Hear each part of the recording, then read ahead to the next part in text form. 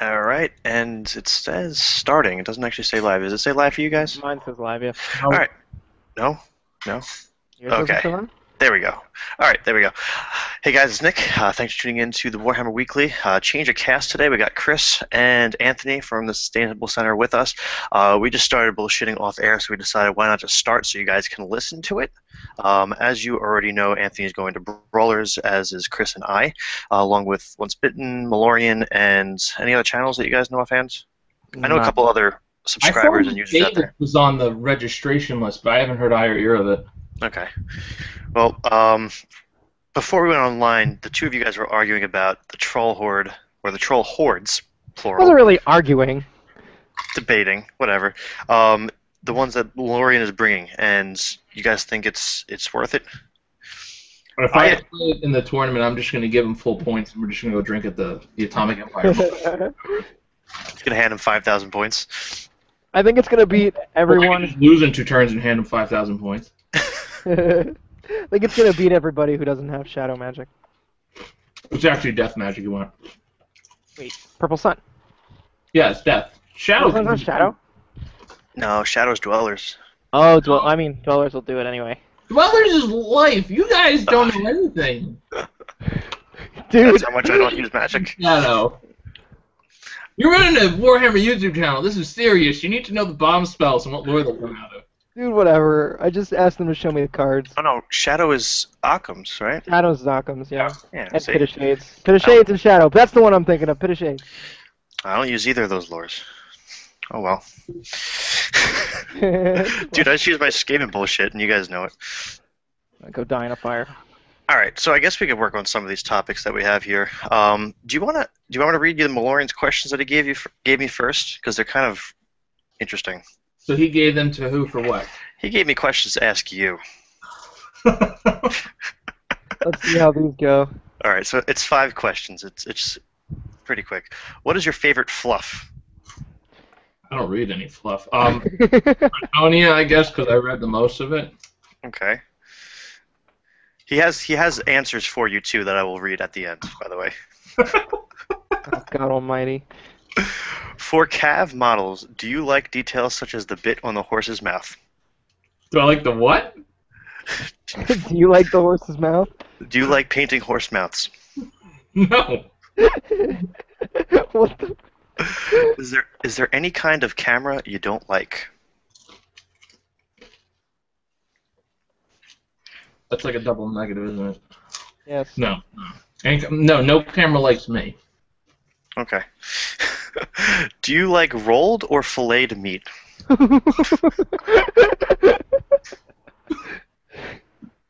not even gonna answer that. All right. I wanna know what the Omnipotent Malan thinks my answer is to that, because I don't fucking know. How does it feel to be proven a lover of cannons? Feels good when you're on the other end of them, fucking everyone else. Essentially, the answer for all these questions that he listed for you is cannons, Cannons. So cannons. which is kind of clever. At first, I didn't get it, but I was like, "What's your favorite type of fluff?" Cannon. Get it? I do get it. It's just Canadian. What kind of camera don't you like? Cannons. A cannon, yeah. All right, I'm cool. working really hard on that experiment there. But I'm confused about rolling meats. That one I didn't get. That might be Canadian. That might be a And Canadian thing. With the horse, I know there's a cannon bone or something in the horse. I don't know about the bit. But anyway, Lorian's a funny guy. So. That was a detailed troll. All right. So, Anthony, how many games have you played with the Wood Elves so far? Like 5 or 6. And how you feeling about them so far? I think they're gonna ruin people's day. Hardcore. You think they're that good? No, they're not that good. They're not gonna like win GTs, I don't think, unless the GT goes win, loss, draw. They can, I think, if you run Death with Purple Sun. Like that's the only solution I have for dealing with hordes at this point. Like, how would I remove 50 Plague Bearers with Epidemius in it? It's true. I'm not gonna Eternal Guard and/or Ranger that shit. Like, that's a joke. Mm-hmm. Have you been using the Rangers? No, I think they're terrible. How come? Because What else? If you want to play a horde of great weapon infantry, there are 14 other books to do it in. I mean, it's a strength. Would you take Rangers in the High Elf or Dark Elf book? No, because they're you inferior got to the their white companion. lions. Right, they're inferior to their companion. I understand the fact that they don't have armor is not that big of a deal, but the fact that they're one attack. I mean, they don't have the ability to shake off some ballistic skill-based shooting like the High Elves can. They don't have Killing Blow like the Dark Elves. They don't have Strength 6 at all. I don't see a lot of benefits. I mean, the High Elf and Dark Elf benefits they get is in the woods, but the woods is contingent upon your battlefield, unless you're going to camp in the woods. But what kind of idiot's going to charge you in the woods with anything that they think is a fair fight? Conveniently, Brawlers Bash has 14 woods on every table. It still isn't going to help them. It just makes them a viable unit. It lets them compete with those things, but it doesn't let them be superior to those enemies. Right. The arguments I've heard, I think, are kind of shitty, because people have been like, well, you put it in the type of forest that causes fear, this way you're always fighting a fear-causing enemy. I'm like, then you're trying all these other things to try to make them work, and I don't think they should just work. Well, it gives you another extra 10 attacks, which is good, and it's something unique that the White Lions and stuff don't have. But again, it's terrain contingent, so you have to be fighting in a wood, and you're not steadfast in this wood. Right. You lose by 1. And if you're going to stay in the woods, you have to remember that the opponent's engaging you on their terms, on their turn, when they get magic. So if they wither you, if they lower your weapon skill because you don't get rerolls because you have a great weapon, I mean, there's a lot of generic spells that they can do to you just to ruin your day and make you inferior. Well, with the steadfast thing, do you think there's a lot in the Wood Elf book that will relate to what change we might see with Ninth, if there is a Ninth? I don't know if it's going to make a big change. I mean, the Woods already says you don't get steadfast. They could make some major tweaks to the Woods. I think they're still going to be more or less the same. I think it's going to slow movement, which is an issue because the Wood Elves don't have a way to slow people down, really. I mean, they have Curse of Honor here, but it only works if the opponent marches or charges, which does a good job at slowing them down. But unless you're running the all fast cav contingent, I mean, people are going to close the distance with you. And they're going to hem you in. I mean, you watch the games I play. People try to hem me in, and I have fast cav with March 18. Right. I'm pretty close to doing it. If you're on foot, and don't forget, their bowmen are not... What's their skirmishing unit? It's a scout unit. It's called Deepwood Scouts. And then you can take War Dancers. Whoop-de-doo, War Dancers. Strength 3, no armor, tattoos. You know, those are the only 2 options. I mean, at least if the whole army skirmished, you could say, okay, they have a little bit better maneuverability, but they still have to pivot and stuff. I mean... Well, it was a huge change losing the no move and shoot penalty. I don't think so, because they can buy those arrows that let them move and shoot, but the bigger thing is they got, poison arrows, which, as you saw tonight, poison's ridiculous. Paying 3 points, when I tell people I paid 3 points for poison, I mean, it's insane. Because every shot's got a 1/6 chance. Whenever you can remove a whole random mechanic, right, a whole other set of rolling dice, the whole game is about dice layers, so you remove a whole layer of dice with poison.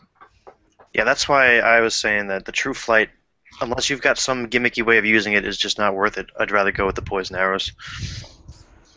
I mean, I played a virtual game where the guy used True Flight arrows, and they work well. You put him in the back of the woods. He shot through his own unit, so it's like, haha, you'd have hard cover, but you don't because of the True Flight. And I'm like, all right, I got 3 arrows. Even at toughness 3 Bretonians, I had my armor save. Who really cared? So. How many Weight Watchers is too many Weight Watchers? I have no idea what. How many have you fielded? I think a unit of 10 is a good size because you only get to take 2 units.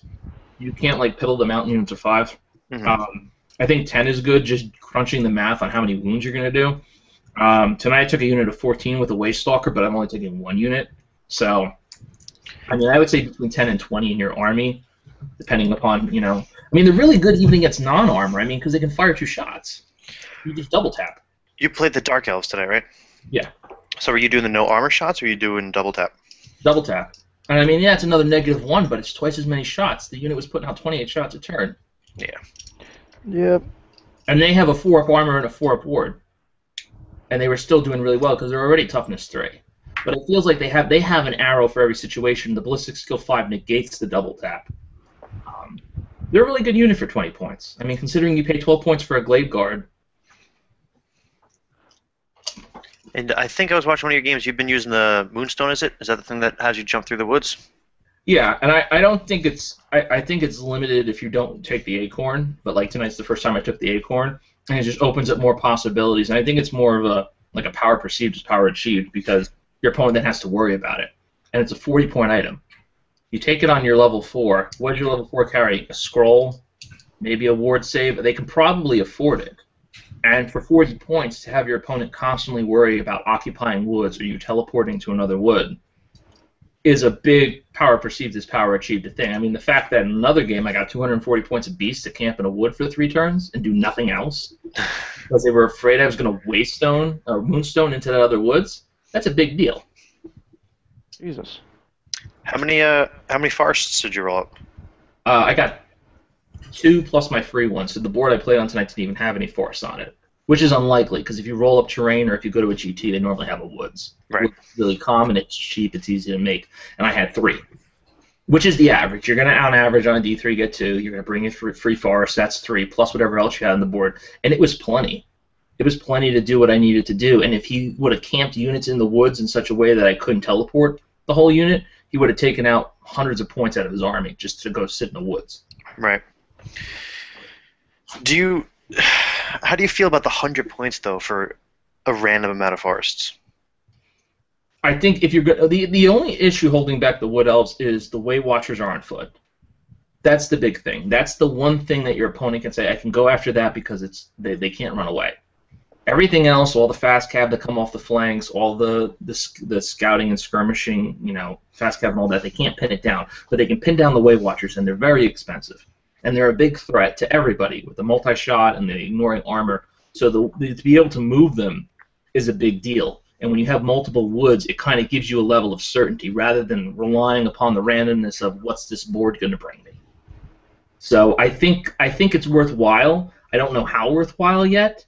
I think it comes down to a lot of meta and how much you play with woods and how much you see woods on the table, at your FLGS and whatnot. Does it bother you though that it takes up an entire lord's worth of points in magic items? Well, I'm running 2 level 4, so it's not that big of a deal to me. But I mean, I think it's fairly costed for what it does. I mean, for all the advantages it gives Wood Elves, not to mention what Ninth might bring with Woods, where it's slowing people down and stuff. I mean, I had a Venom Thicket. My opponent had to walk through a Venom Thicket for 2 turns. It earned me 100 points right there. It's just dead witches. And he felt he had to walk through it. Also, because I had the Moonstone. He's like, I don't want to walk through it, but if I don't walk through it, you're going to zap behind me. Turn 2, I got to walk through this woods. So, I mean, it's fairly costed. If it was 50 points, everybody would be saying it's broken. So, I think 100's fair. Mm-hmm. And it has a tax. I think that's a balanced item. With the games that you've played so far, do you think that your win-losses are affected during the deployment of the forests and terrain? Well, this is the first time I took the Acorn, so I really can't say. But even with the free forest, I don't think you can be stupid with it.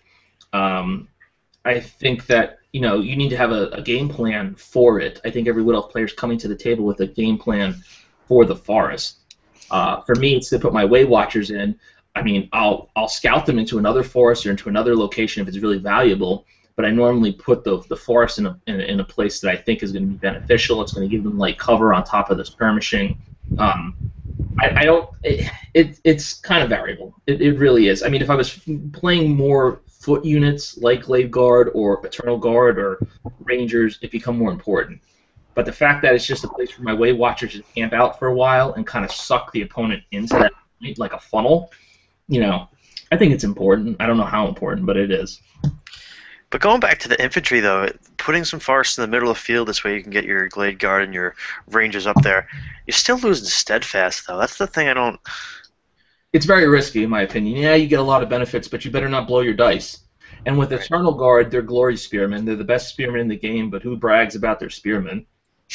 They're like Strength 3 spearmen. I mean, Saurus are Strength 4 spearmen. That's decent, but they're Strength 3 spearmen. And the Rangers, we already discussed them. I mean, don't blow your rolls. The Rangers don't get rerolls. Right. Ever. So I hope you roll well. I hope your opponent didn't debuff your weapon skill. It's just too risky for the amount of points you pay. I mean, they're fairly cheap, 11 and 12 points, but it's reflective in their damage output. So. All right. Okay. Chris, anything on the elves, the wood elves? Nah, I haven't played against the new elves yet, so I mean, aside from a bunch of book reviews and some battle reports, I don't really have anything to contribute. Well, there's been some units I haven't seen entirely. Nobody's even used any of the Warhawk Riders, right? Are they shit, I'm assuming?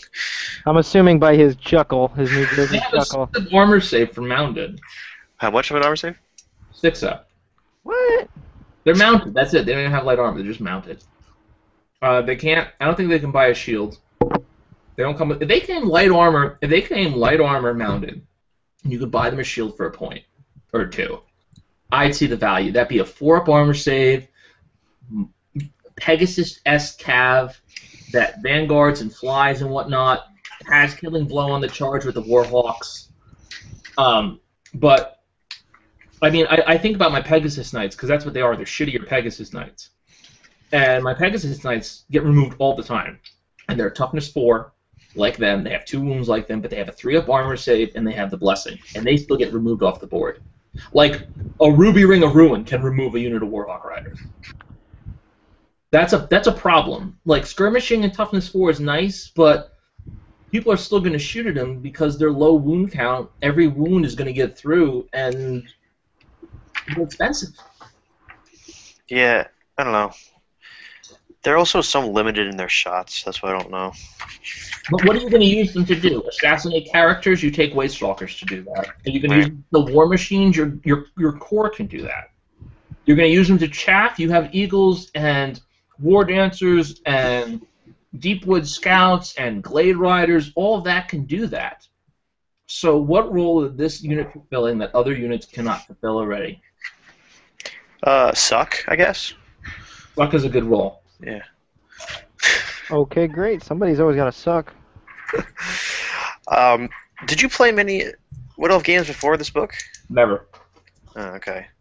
Because I'm trying to figure out, gauge people's reactions on the fact that Glade Riders are default ambush now.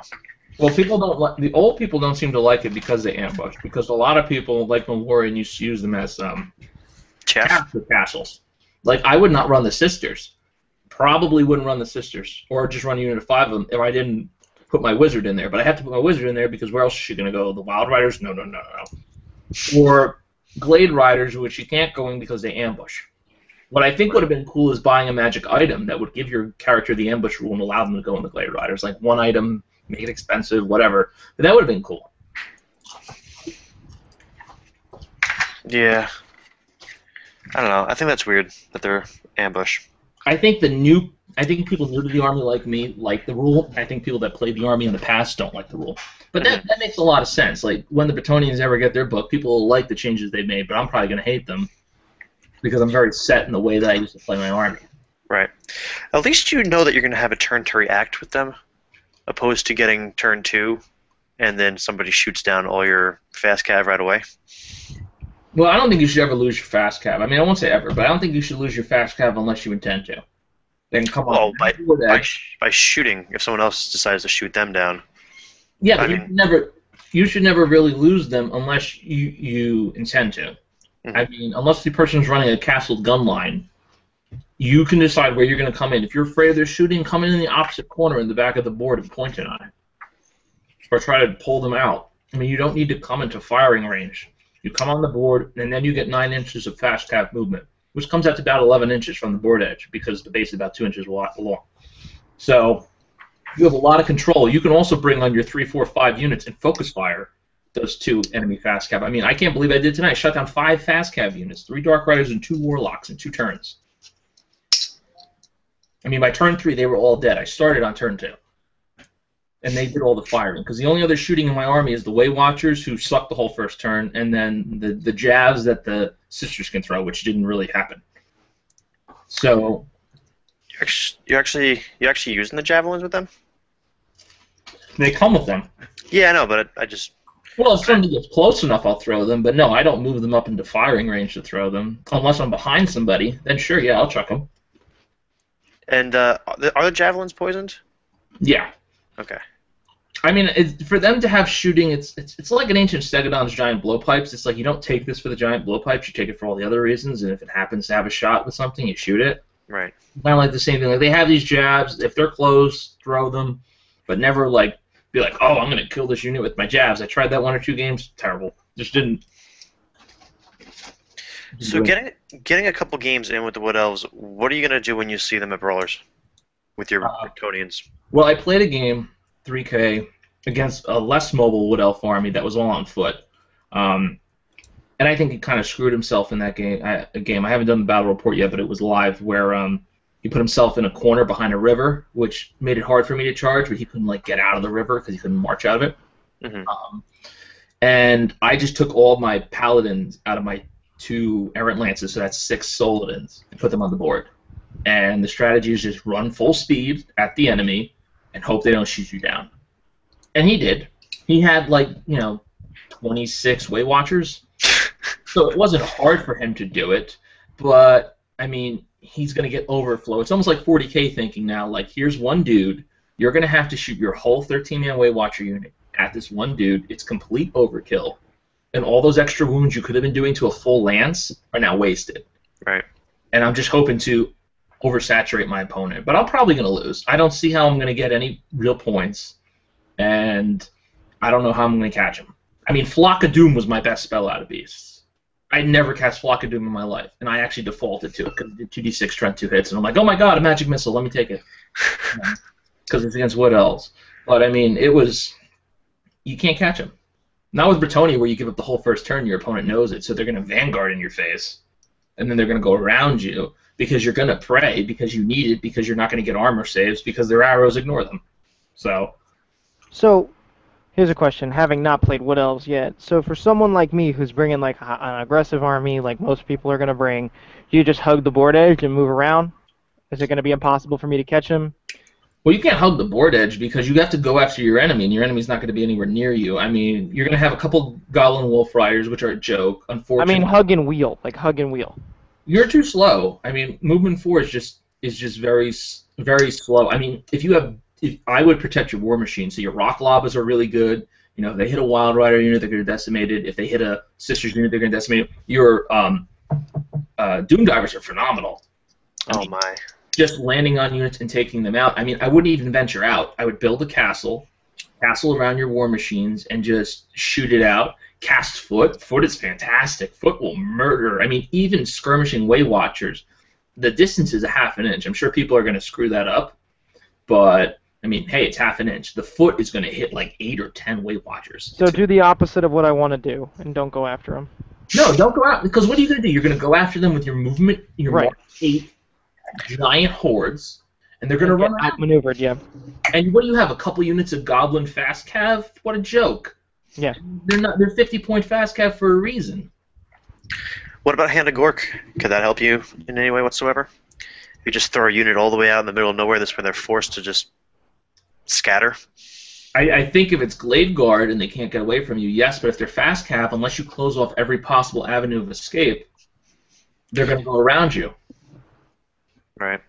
And the random move stuff's going to die quickly, right? The pump wagons and everything, Chris? Yeah. With the That's random just going to arrows. get shot down first. It's really going to get shot down.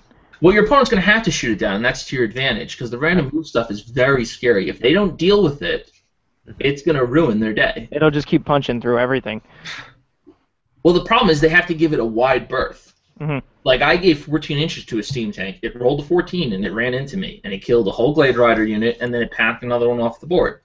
Mm-hmm. Random movement is one of your big advantages. They're going to shoot it down, but that's a whole turn. They're just shooting down that stuff, and they're not going to... Brawlers is unique where it's not, okay, I win by a couple hundred points and I run away. They want to get all your points, and they're not going to get them unless they go into your blocks. And outside of Purple Sun, I don't know how they're going to get all, 40 Savages, 40 Black Orcs, all these squigs. How are they going to get those points? I don't know. You're right. You're right. I think what you should do, Chris, is Hand of Gork the Night Goblins. All the way up into the middle and just let the Fanatics go do the work. That's what that unit's there for. Because a Fanatic, how much was it? D6, Strength 6? Strength 5. Strength 5? that can mess up some of those fast cav units. Yeah. and was it 46 movement or Mhm. 46 you move the unit? I don't know. That would be fun.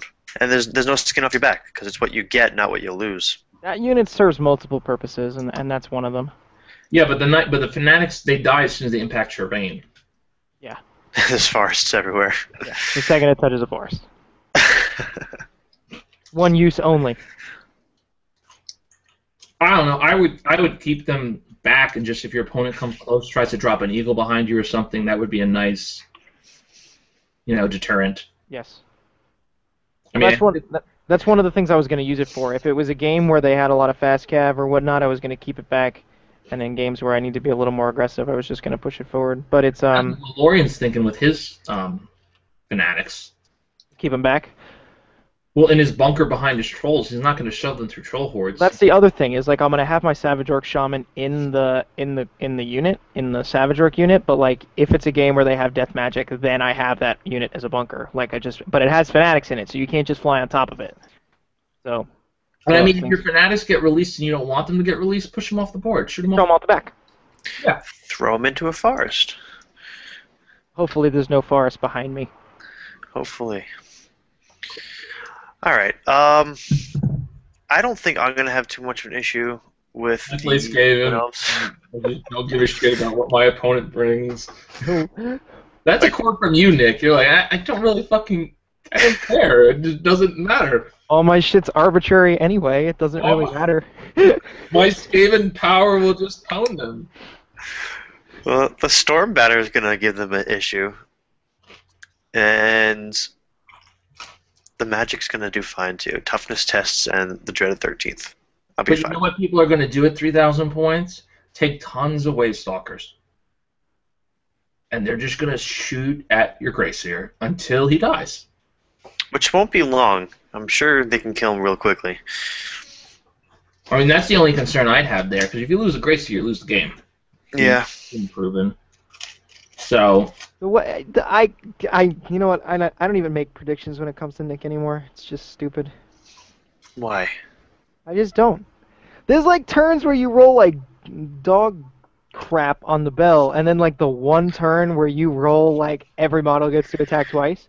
It's like, what? Why did you roll it that turn? Of all the turns you could have rolled that you're off. missing the point. That's an unoptimized choice to begin with. Still fucks you. That's like me taking an Empire mortar and decimating your army. That's what the bell is for Skaven. It's like, I'll take this fun choice. It'll still totally fuck you, but it's fun to ring it. Yay, fun to ring.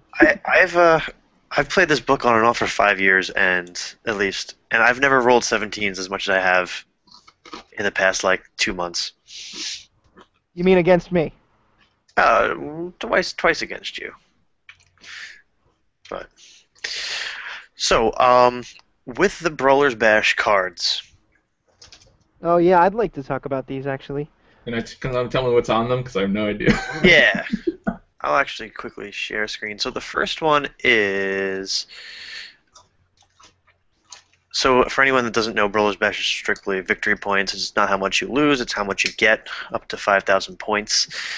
The first one is you get 500 extra victory points for controlling more table quarters than your opponent at the end of the game. To control a table quarter, you need to have Fortitude there. General or Banner, the most Fortitude in a quarter controls that quarter. In the event of a tie, neither player controls it. Okay, so essentially you want table quarters. That's like old 7th and 6th edition. For the special rules, one core unit or solo character may make a Vanguard move. All normal Vanguard rules apply. That's pretty useless to me. But a lot of these are going to be really useless for my army. So. Well, what about for you, Chris? Who would you Vanguard? Who would I Savage- Vanguard? Savage Orcs? No, the issue with that is there's a situation where I just get flanked on 3 sides if they get too far ahead.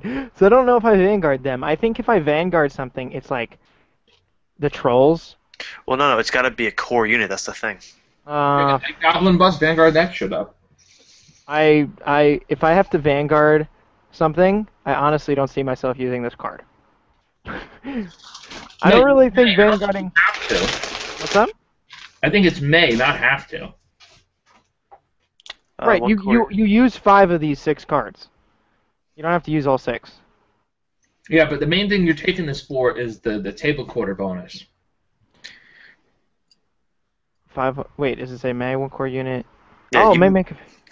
you may make a Vanguard move. I mean, I guess if it really looks good, I mean, I have to do the savages. There's nothing else that can do it besides the goblins. I mean, you're really taking it in a game where, okay, I believe I can win table quarters here, so I'm going to take this to get another 500 points. Yeah. Yeah. Which is, I don't know. I feel like that's every game for my army, but because everything stands alone pretty well. Yeah, I don't know. If I do it, I'd probably just. I don't know. I'd have to decide between the Storm Vermin or the Clan Rats what would fly forward. Oh, you know what I would Vanguard? I'd Vanguard my Lord's Lance.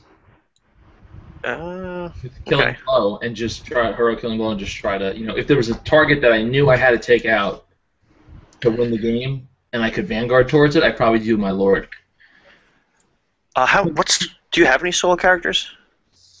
They could be solo. Oh, Lord Flappy Bird. Lord Flappy Bird. He's already he's on a peg. Yeah, Lord Flappy Blurred. Flappy Blurgle Snurk. Was a level 4 to death to death in Dark Elf game tonight, but no, he can't Vanguard because he's a character. Oh, okay. But if you have characters in your core unit, I believe you can Vanguard them. Right, or you can move that solo character. No, because he's not a core choice. No, it says one core unit or solo character. Oh, I could Lord Vanguard Lord Flappy Bird. So you can Vanguard him. Hopefully you don't get the... Well, you never get the first turn. So then, by the time it's your turn, if you're in range or something, this guy has, I'm assuming, Heroic Killing Blow? No, because it would cost me 80 points to give him to him because it would be the second guy taking it. No, he has a challenging build, which actually wouldn't be too bad, where it's actually built to like kill Skaven Bunker. So he has the Gauntlet of the Duel, which says he has to always challenge, but you have to accept. You can nice. too. And then in the challenge, he gets to reroll all failed to hit and to wound. So he goes in there and he clocks your guys, and he wins the challenges, and then hopefully on a bunker he'll get to somebody important because you can't decline. Right. Never, and he's always fighting one-on-one, and one-on-one a Bretonnian Lord can take out, softer targets. Like he couldn't take out like a main combat character, but like the Skaven Bunker, sure, anybody in that bunker. So you always have to accept, but do you choose who accepts, or is it just someone has to accept? So, I mean, if you have a champion, you'll feed me the champion, but I'm going to get some overkill. Right. I mean, he can't go into a unit that has static combat or is like 5 or 6, but a bunker which is small, he can go in and tango. Okay. All right. Second card, 500 extra victory points. Well, before we move on, did you find yourself getting a lot of these victory points when you went last year? Or like by the time you got through the game, you forgot you even had these objectives? No, you remembered you had those objectives, and I mean, the Demon Prince army was just I tabled people. So when they were tabled, the points were mine. It didn't really matter. It's a bad example, I think, of play. So were you picking up 5,000 points each game? Because I know that's the cap. I don't know if that's the cap because first game I picked up like 4,998. Jesus. Well, I tabled the guy. If you table your opponent, you get basically all the points. You get the 3,000 points or the 2,998 points their army's worth, plus another 200 for the general and the BSB, plus whatever other bullshit they have going on in the particular mission. So, I mean, Brawlers is about tabling. Which I don't think I'll be able to do with my list. I don't know. So Anthony brought an entire strategy positioning focused army. Alright, so no glory in death. 500 victory points if your most expensive unit or model, non-character, above half strength has above half its starting wounds at the end of the battle. Nope, I won't ever get that. I don't think I'd get that either, unless I'm not fighting anyone. Wait, leave it up there. Don't go away. If your most expensive unit or model, non-character, is above half its starting wounds at the end of the battle. So for me, that would be my Errant Lance with the Flaming Banner, so maybe. I think that's my Night Goblins. Your Night Goblins? Oh, I thought you said most inexpensive. No. I thought you said most inexpensive. That's what he's going to say when he's drunk off his ass. Like, oh, My string weapons are in the back here. I don't know what. Damn it. There's a card for that too, by the way. Don't fuck it up. Card. I think it ends up being my Storm Vermin, so that's gonna.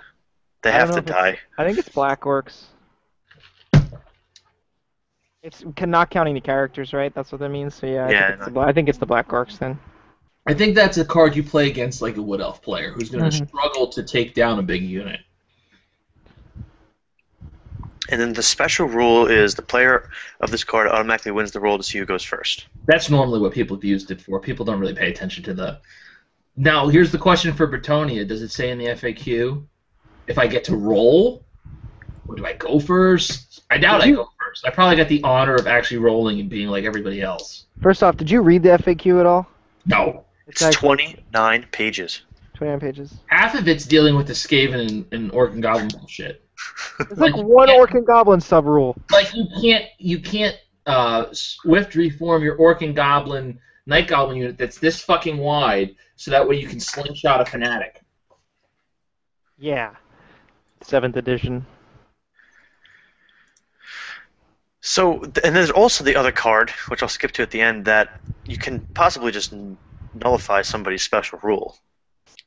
So if somebody gets the automatic go first card, and you play the nullify special rule card, they, don't get to go first anymore? Yeah. Okay. Alright, so we'll have to check the FAQ for Bretonians. I wondered if anybody even noticed or cared. Well, wasn't this the same thing as last year, though? Yeah, you know how many Bretonian players were there last year? None? Like 1, maybe 2. Definitely no more than 2. I know that, because I checked. I think 1 stood the both days. The other one might have just bowed out after. Too bad for him. Alright, next card. Operation Anaconda. 500 victory points for killing enemy general. Killing in quotes equals opponent's general not being alive for any reason at the end of the game. Okay, so if he panic tests off the table, I'm assuming that that means he's killed? Yes. I mean, like, I guess there's stuff where characters can come back. I don't know. Is there stuff that can come back? If you're running like the Green Knight, right? Can he come back? Oh, yeah, he can. So I guess something like that. So the special rule is your general gives a rousing speech to spur his or her troops to victory. At the start of any one of your turns, you may declare that you're going to use, +1 leadership. Okay. I don't know. That's pretty useless. It might help Chris, because you're at leadership. My leadership is like dog ass. Yeah. Yeah, but if you need +1 leadership, that means you are getting fucked really hard. We've had this Like, I'm going to be conversation taking before. a lot of break tests. I better have higher leadership. This conversation happened in the car. Do you remember that? Yeah, you guys were like slapping each other over it. You were painting like a rock lava. Yeah, it was on the ride home, not the ride there. I think you were still painting a rock lava. My goal is to paint nothing in the car on the way to Yeah. Brawlers. Chris, we were magnetizing your freaking shit the time that Anthony went. The second Brawlers Bash, you were still magnetizing your shit. I didn't take the initiative to get it done. Sorry. Fell into the purple sunhole. Alright, Broken Arrow. 500 victory points for having all your Dispel or Power Dice generating characters alive at the end of the game. I only have 1 wizard, so I could probably do this. I don't think I'm going to be able to get that because my Warp Lightning level 2 caster keeps killing himself every game with Warp Lightning. Pretty much every game. And even if I get a miscast, the Grey Seer will survive with his Scalm and Ward save, but when every other caster takes a Strength 6 hit, this guy always dies. His Gracier survive with his inability to die. Chris, you're going to watch. I'm going to lose all my games. Everyone's going to kill my Grey Seer. Stop saying that, because you're not. So the special rule for this one, for the first turn of this game, all your opponent's spells must cast on double 1s as well as double 6s. That's so weird. I mean, this is an easy choice if they have more than one caster, I think. It's an easy choice, actually, if you run into a Demon Prince. Yeah. Or level 4 to VC Lord. You know, any super caster You want them to take a miscast, to forget spells, lose wizard levels, suck into the warp. Especially for an army, like, I mean, especially for me, when I'm looking at demon princes, the first 2 turns are how the hell can I kill this thing? And that's definitely one of the ways that you could do You it. have a very easy way to kill a demon prince. Doom Diver. It was shit on a shingle that Malorian didn't do it to me last year. What? Doom Diver. Yeah, two of them, and then Rock Lava, 2 of them. Yeah. I mean, That's it. It's a turn of literally everything at it. you have a night goblin do you have a goblin with a bow? No. You don't have any ballistic skill-based shooting in your army? Don't you not like ballistic skill shooting? I don't, but when it knocks the charm shield off the 500-point demon prince, so when you hit him with the rock lava, he dies as opposed to charm shielding it. It's a big deal. That's okay. I don't have any ballistic skill-based shooting anyway, but I have trebuchets, so. I mean, You don't have a single bowman? No. You don't like peasant bowmen? No. Is that a serious question? What did you think he was gonna say? I ain't painting that shit, yo. I have a whole army of bowmen. Why the fuck am I running shitty peasants in my Bretonnian all-night army? I don't know. Was Broken Arrow used against you when you were playing your warriors? I don't remember, but I know I used it against somebody else's demon prince.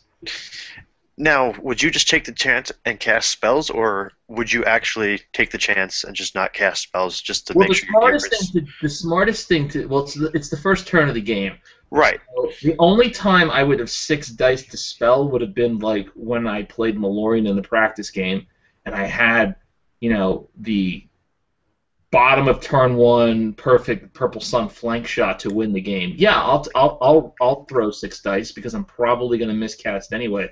But turn 1 typically, I don't think many casters outside of the death caster with the perfect flank shot needs to 6 dice anything. So you just take it easy the first turn. You just 2 dice, 3 dice stuff. Okay. Because you're not really fighting in the first turn anyway. Right. You're like setting stuff up, and most of those spells that you use to set up are smaller spells. I could just see Chris using this card against somebody, and then Winds of Magic is a 2. And then there's just no dice rolled. I can see that too. It sounds like my everyday life. You roll for Winds of Magic every day? When he wakes up. Every morning. Every So morning. he knows in the morning how many spells he can cast. He rolls 3 spells, then he rolls the Winds of Magic. Chris had a bad day at work today. He rolled a 3. In case you gotta fireball that pigeon out of your fucking way, man. You gotta. Gotta roll my winds of magic for my ruby ring. D&D thing. Oh, the winds were shitty today. I'm the wizard. I can't do anything. Sorry, guys. No heals today. Live to fight another day. 500 victory points for having a unit that successfully is not caught in that turn flees from a charge. Is that not the easiest freaking thing to do ever? It actually isn't. No. Because a lot of the stuff you take is chaff is stuff you put an inch away on an angle. Stuff an inch away on an angle does not get away. So I agree with Anthony. It has to be something like my Pegasus Knights move within like 12 or 13 inches of an enemy unit, and my opponent charges me, and I flee. It's actually not that easy. Like when I had the Warhounds last year, it was very hard. Like I just got lucky that my opponent charged them when they were pretty far away, and I fled. Plus, it's only the first unit, right? No, it just says.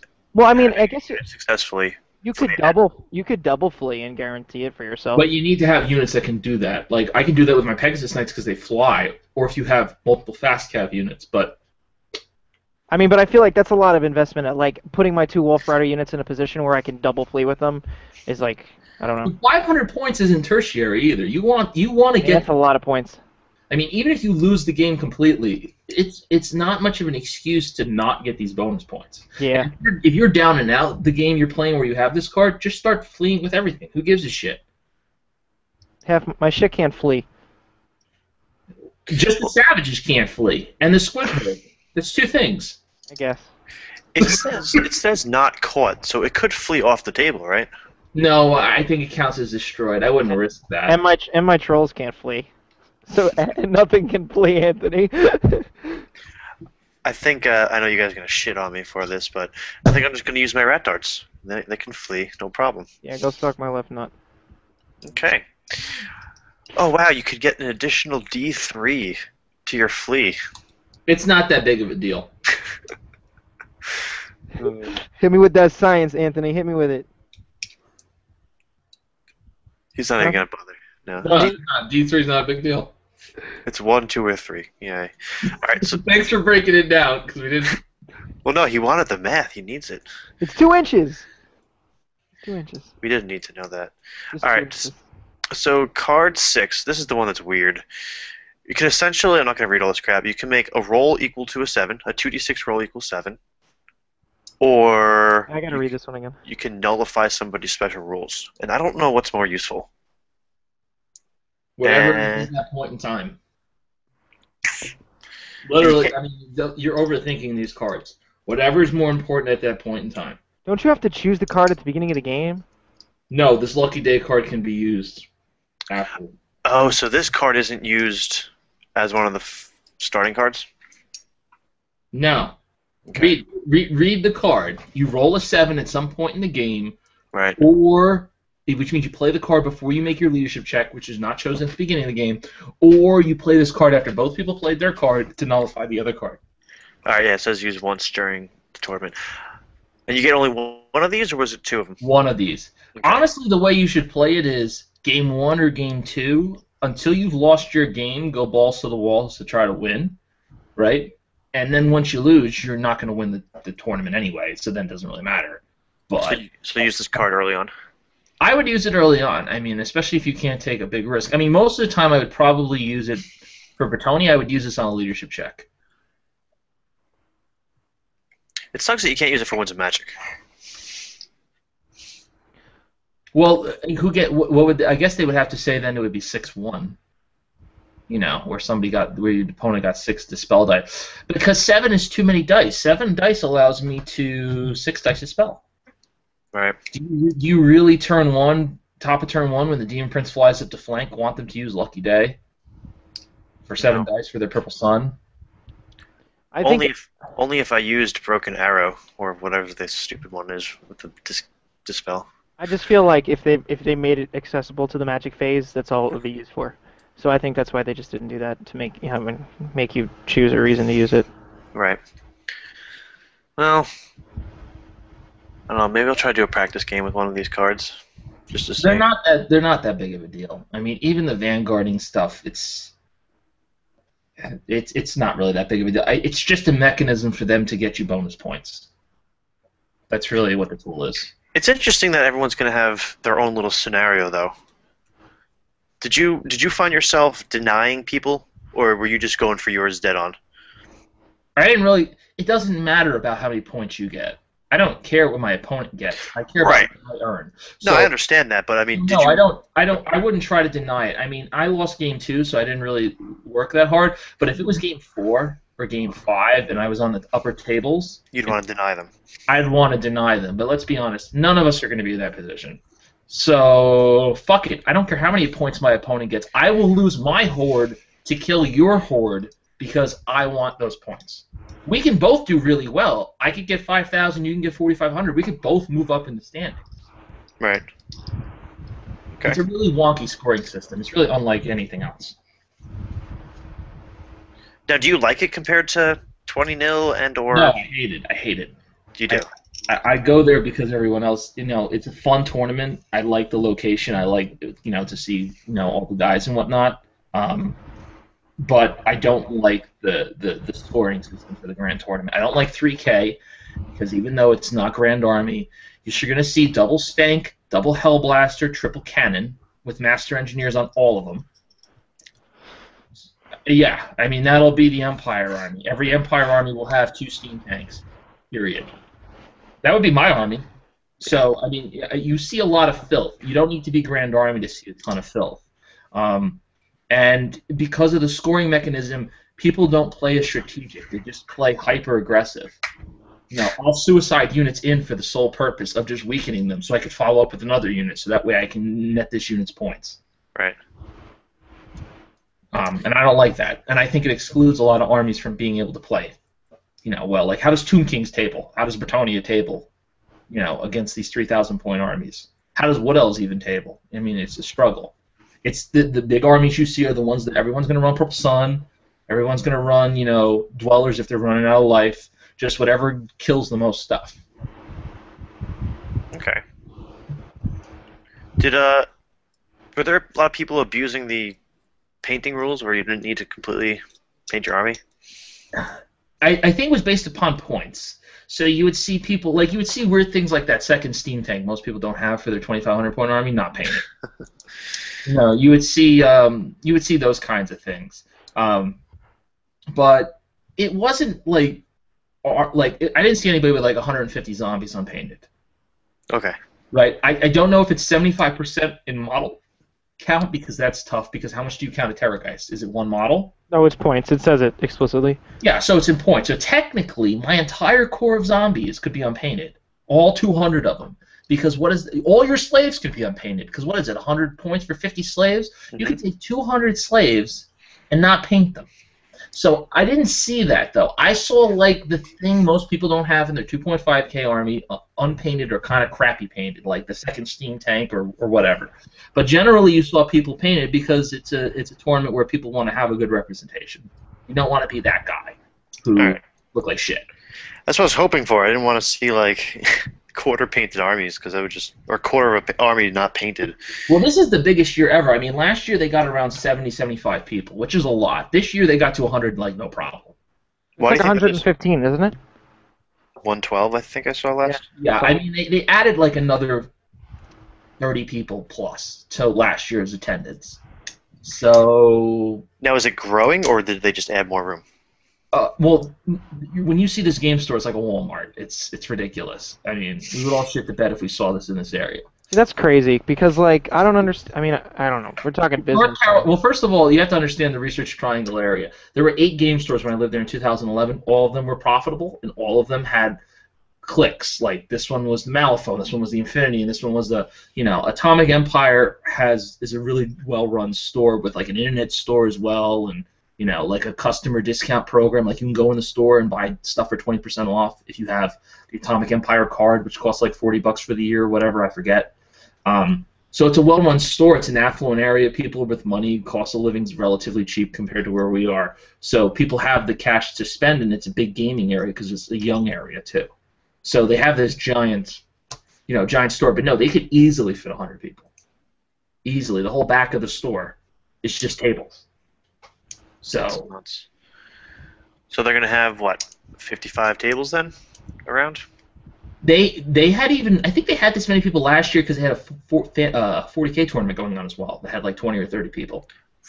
A 40K tournament also, huh? It was tiny. It was a joke, but it was a full-sized 20 to 30 person fantasy 40K tournament. It just looked so small compared to the fantasy tournament. Mm-hmm. I don't know if they'll do it this year because there's such a space crunch.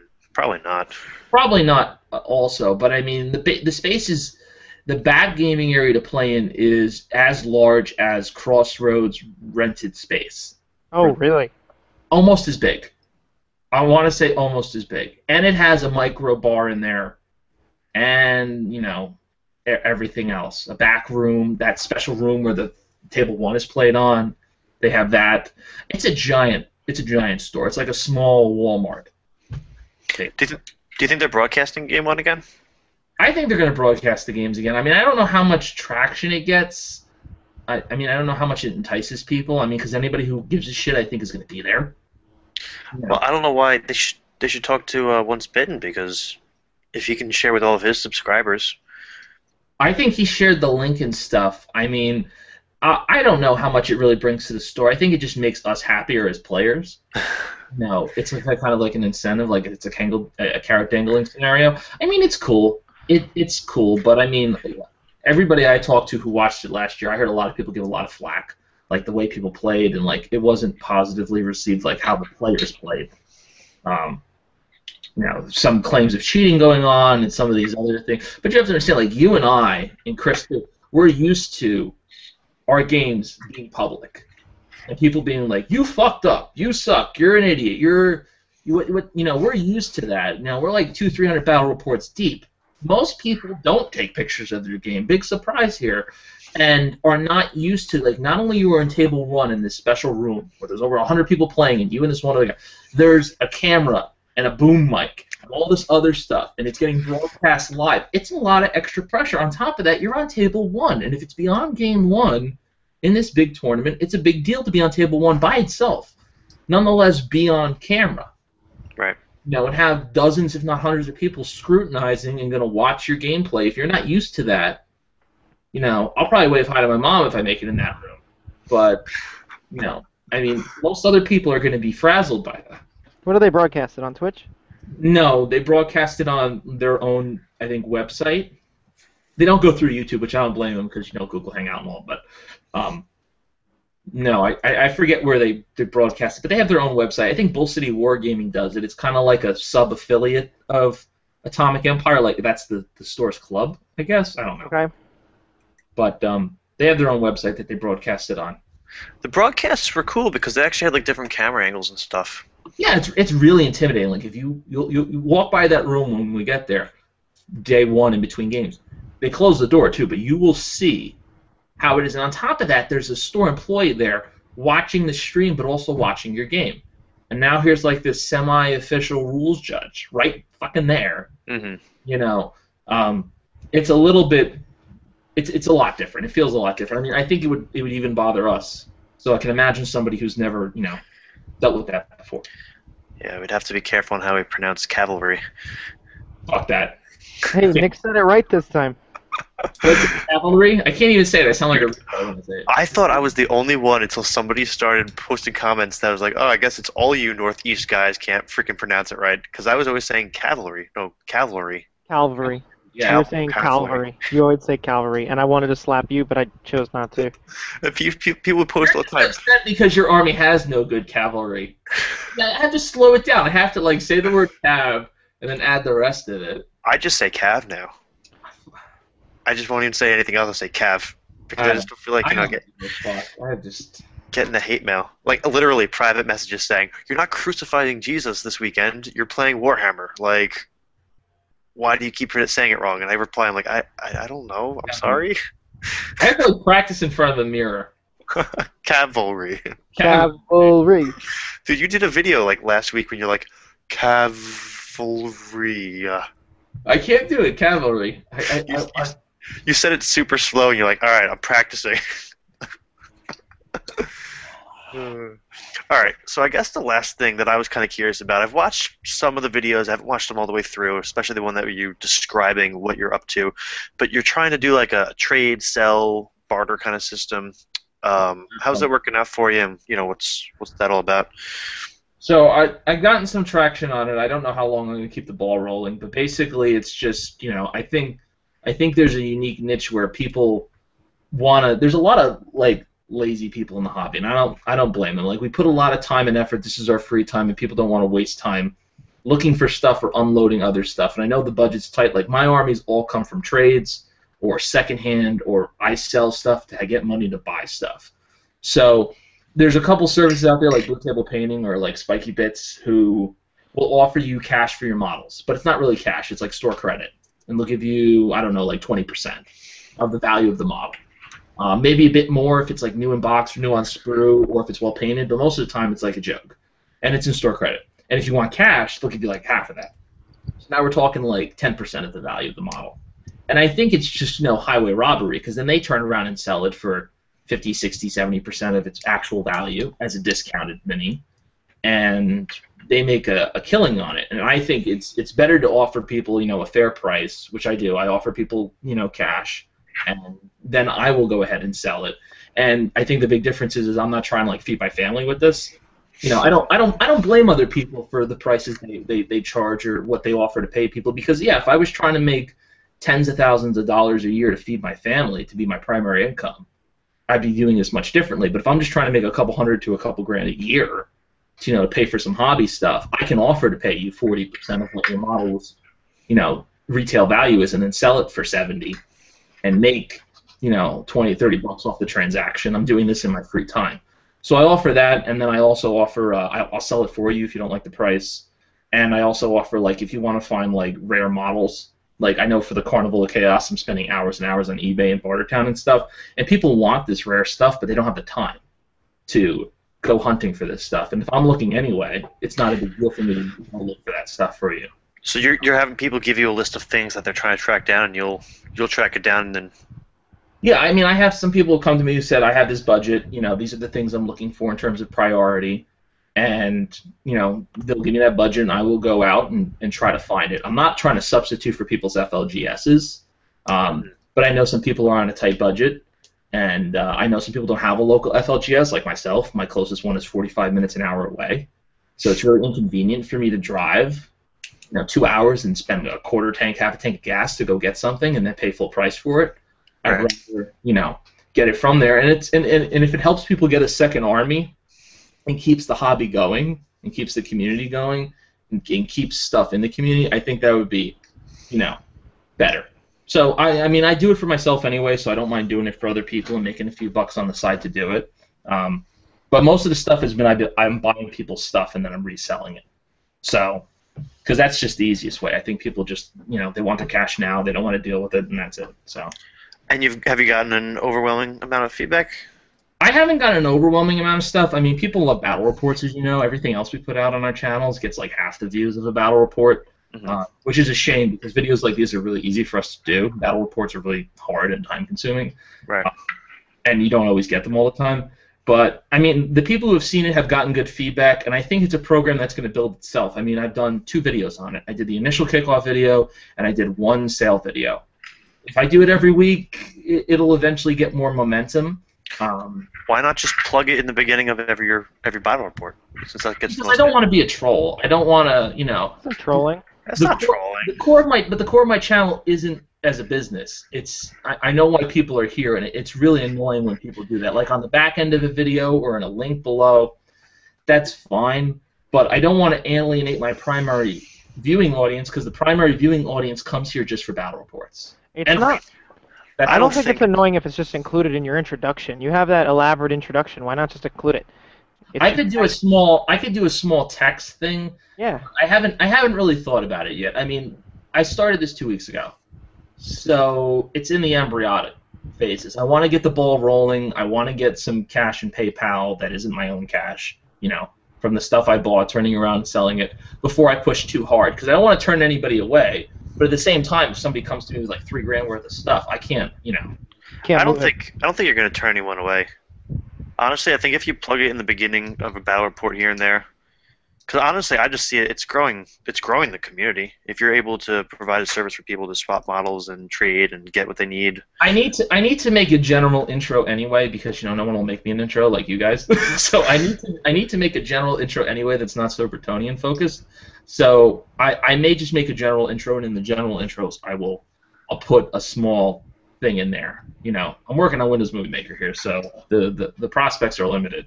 But I may do something. Again, it's all done with my free time, so I'll have to see what I come up with. But it seems like it could be fun. Is your post office near you?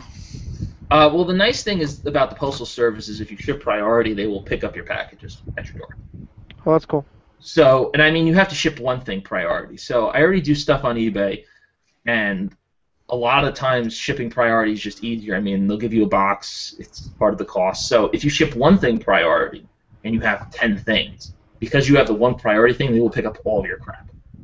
So as long as you ship through them, but you can ship like first class and medium mail and parcel post, like the cheaper options than priority.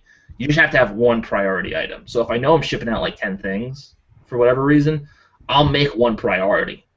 It'll probably be the best price anyway for what I'm trying to do, but I'll make one thing priority, and then I'll make everything else, it's possible. They bring the priority box? You can order the priority box. I have a couple here. I mean, most of the times you don't want to put in a priority box, but you can ship priority mail in your own box. Okay. Sometimes the box is beneficial, but most of the times the box is overkill. The box is only good if you're shipping something like really heavy, a relatively small space, because no matter what weight, it'll ship for the same price. But, I mean, the post office works really well. I don't like UPS and FedEx. They're not near me, and they don't ship to P.O. boxes, and, So more often than not, though, you're having your stuff picked up for delivery. Yeah, I mean, you make the label the night before and you just schedule it online, and they come the next day. I put it outside my front door and they pick it up, Hmm. and it usually gets to people in 2 or 3 days. So, It's but pretty cool. it's not about expediency in what we're doing here. It's just about, you want tracking and you want to make sure it gets there. And whatever stuff comes from UPS or FedEx, like when you order bowel foam they ship it UPS. It takes like 4 fucking weeks to get here. UPS ground is the most terrible shit ever. I could parcel post to Alaska and get it there in a week with UPS. Postal Service. USPS. Yeah. I'm surprised. They're hanging in there. Well, their prices kill them. That's why. But it's easy. That's just you just go to If they disappear tomorrow, John Smith would pick up my package. I mean. Mm-hmm. Are you getting a lot of feedback from out of the States people? I've gotten a few people. It's really hard because even though I can acquire the stuff for cheap, shipping internationally right now is just so expensive. So some people who I bought armies from have shipped them to me from Canada or maybe from overseas, but it has to be meaningful for them because I'm not paying the shipping for you to send me the thing I'm buying from you. I've had some issues where stuff has come really badly broken and stuff, but the issue is if I have to find a model for you or something along those lines, it's just really expensive to ship it overseas. So it really eats into, because again, you're only going to get like 10 to 20% off of retail value minus the cost. So retail's full price. You can order it from the War Store or Miniature Market or wherever for like 20% off. I could probably get it for 30 to 40% off, but by the time I ship it to you, shipping internationally could be $30. Especially if you want to track it, which you do, because no one wants to be like, well, I stuck this in the mail. Hopefully in 3 to 4 weeks it'll get to you. Like people want to, especially when it's a couple $100 worth of stuff, or it's something rare, like you wanted to find something, that's one of a kind. Yeah. I'll work with the international people. It's just shipping is really expensive right now, international. Nonetheless, it seems like a fun idea, and hopefully it pays off for you. Yeah, so I can buy my ticket to Alamo or something. You came across some weird stuff too, like those Albion Giants. Yeah, that's some stuff that some people got back to me. But a lot of the people in this hobby, don't forget, fantasy's an older crowd. So people have been playing since like the 90s, the 80s. So they have old shit. And prior to 5-7 years ago, go back to 2005. How popular was eBay? How popular were forums, trading forums? The internet was still this weird thing. So what did you do when you bought a miniature and you didn't want it anymore? Sold it back to the store? Try to go to your friendly local game store, the one you had, and sell it off to one of the 6 or 10 people that are there. And maybe your store would do a program where they would put it like in a glass case and offer to try to sell it for you and take a cut. But most game stores didn't want anything to do with that. So what'd you do when you had an old miniature? You threw it in a box in your attic, and it sat there for like up-teen years, right? And that's what a lot of people do, because long-term, if you play this game long enough, eventually it's going to come back and be worth something, or you're going to come back to that army and going to want that miniature. I can't tell you how many times I kicked myself in the foot for selling something 6 months ago that I'm like, crap, I could really use that now. But now I sold it. I guess I'm going to rebuy it again. But a lot of people don't do that, and this stuff just collects over years and years. Yeah, I don't think I've sold anything ever. I'm pretty sure I have everything I ever got. I think maybe I should unload some of the dwarf stuff that I have because it's just so old. Because I have so much stuff from like 6th edition when it's like you could run a whole lot of warriors and no one gave a shit. Now you don't use warriors. Well, I wouldn't get overly aggressive with getting rid of stuff unless you definitely don't plan to use it in the long term. I get rid of stuff all the time because I bought it for what I'm selling it for, so I'm not really losing more than 20% of what I paid for it. Mm-hmm. If you bought it full retail, now you're going to sell it for half that price or whatever after costs. It's a big hit.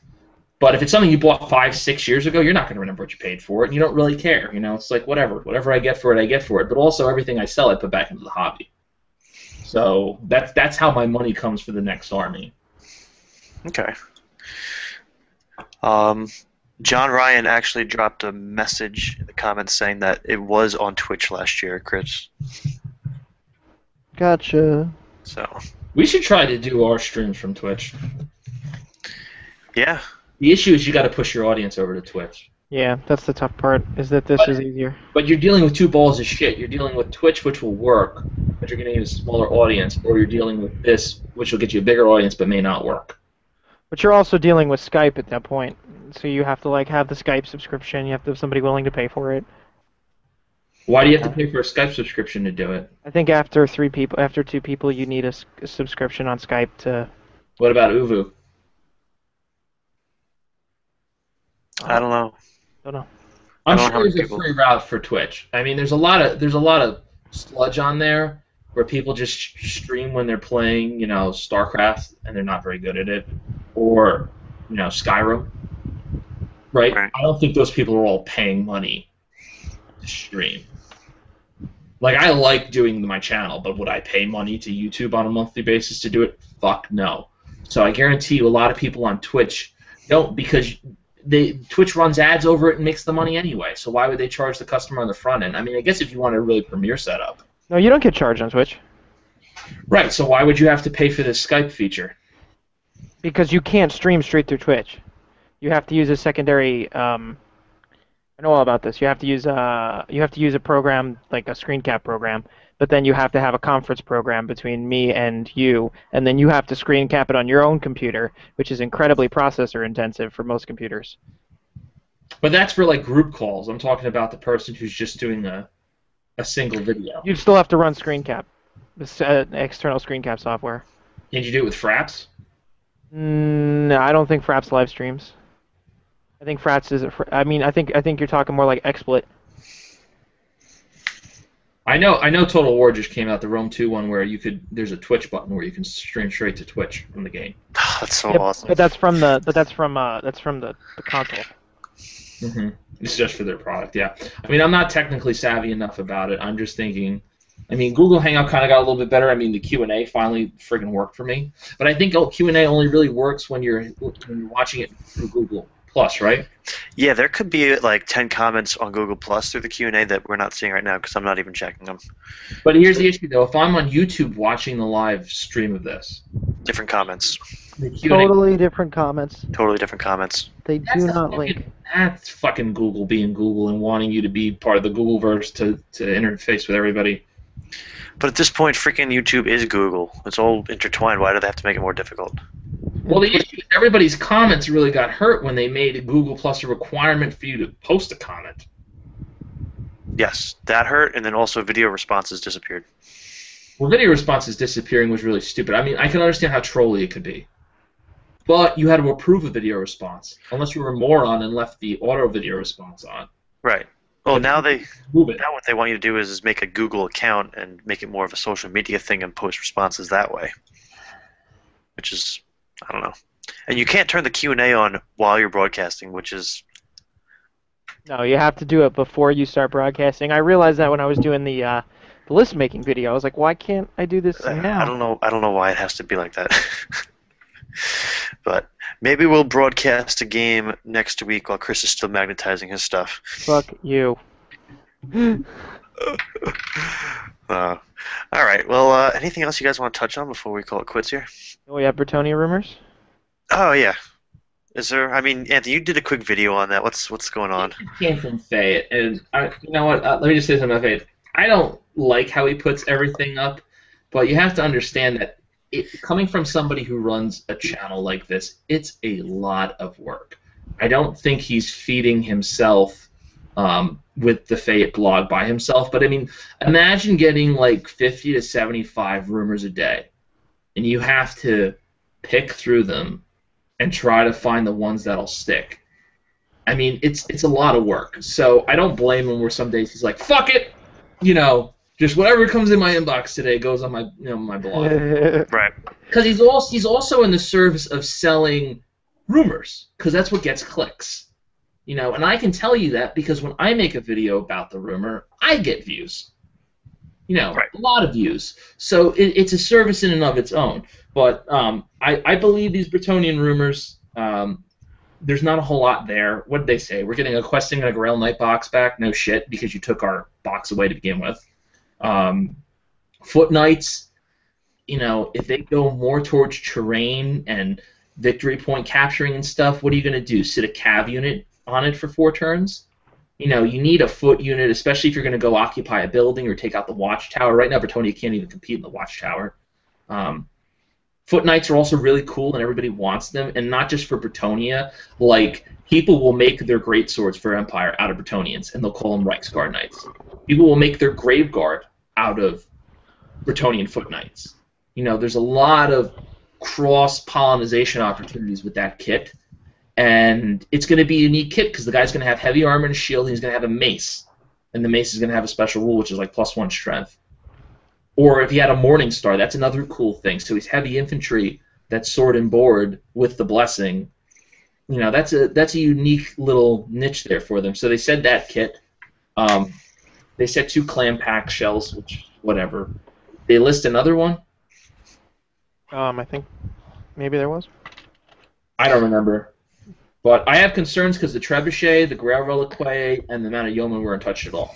And those are all not all critical. Like the Mounted Yeoman are the most important out of that. No, the Trebuchets are. The Trebuchets and then the Mounted Yeoman. The Grail Reliquae I could see going away, which is really a shame because you want to talk about a kit that would just sell. That would just sell, flat out. A dead guy on top of a thing being carried by people. I mean, that just screams Warhammer Grimdark. Yeah. And people would just to do shit with it. But I have some concerns, but I don't see anything new coming for Bretonnia. It's just, we took away all their kits. Let's make sure we give them back what they already had. Well, if it comes as quickly as the rumor is, what was it, July? Early to mid-July. Doesn't that feel rushed? No, because they pay the artists to diddle stuff out all the time. So I can guarantee you, and I said this 3 years ago, that there is a CAD design of a dual Questing Grail Knight kit on somebody's hard drive somewhere in GW's design studio that will just sit there until they have enough of these and they want to release them. Because the money doesn't really come from the artist designing the CAD mold or the guy sculpting it. That guy's on the payroll anyway. He gets paid to do this all day, every day anyway, and eventually we will use this. The money comes when you decide to make a mold and take it to distribution and to print the army book. So when they're ready to make that capital investment, then we pull all this stuff off the shelf. That's how they run their business. It's not the best, but, that's how they do it. This Wood Elf stuff has been out there for years. It's true. So I don't think it's rushed. I think Bretonnia and fantasy in general just aren't that important to people who, fantasy is the runt of 40K. And you'll notice on the rumor sites a lot of times we'll barely get any information or it'll be haphazard because people don't play the game who are giving us the rumors. So we're kind of like the stepchild. We don't get a lot of attention. Especially now, Bretonnia's not going to get a lot of attention since 40K 7th edition is coming out. What a worse time to come out when 40K 7th edition is coming out at the end of May. And everybody's sucking from that teat. Who's going to dig into the Bretonnian rumors? Who cares? When's the 40K release? May 24th. Man, and it's a new core rule. It's a new edition. I play one game an edition, and I honestly feel like I play one game a year, and there's a new edition every freaking year. Well, they messed with the game so bad that they had to come out with a new edition. Editions should only come out when the rules have fundamentally changed enough to justify it, and this is the first time I've seen that they fucked with the game so much that they had to make a new edition. They had to. 6th edition didn't need to come out. 5th edition was solid.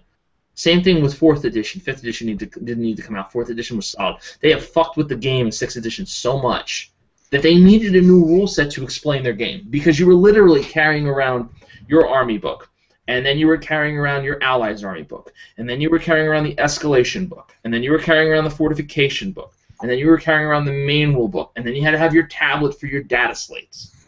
And that's just for what you brought. Right. It's kind of ridiculous. I'm going to bring this whole backpack full of books just for me. So they had to, consolidate it, and that's what 7th edition is, in my opinion. But we'll see. Well, I won't play it. Are you? No, it's highly unlikely that I'll play it unless the game has a major change, and more the community has a major change. So, It's funny because we actually spoke about maybe doing some 40K battle reports, and it was like literally after we discussed it, a new freaking edition came out, and I didn't even have a good grasp on the old edition, so we scrapped the idea entirely. So I don't think I'm ever gonna really get to 40K shit. I don't know. I think the models are cool. I think the lore is cool, but I don't have a local game store, so I have to when I go to travel for this game, I have to play in tournaments, and tournaments are just they're just filth fests. Would you ever do a virtual game? I feel like it would be really easy to do a 40K virtual game now. It would be boneheadedly easy, but I'd have to have two armies, and I have none. My demon army is on rounds magnetized to square, so I could use my demon army, but I have no other 40K army, and I don't intend to make an investment anytime soon. You sold your IG? Oh yeah, that thing's gone. Which is a shame because I put a lot of work into it, but it was just, I mean, it's so soul crushing. The game just in general in 6th edition was so, just wasn't fun. And that army was very laborious. I mean, you talk about moving 150 round bases a turn without moving trays. Like take off all your slaves and like all your comrades and move them solo every turn. That was 40K. Screw that. For my army, yeah.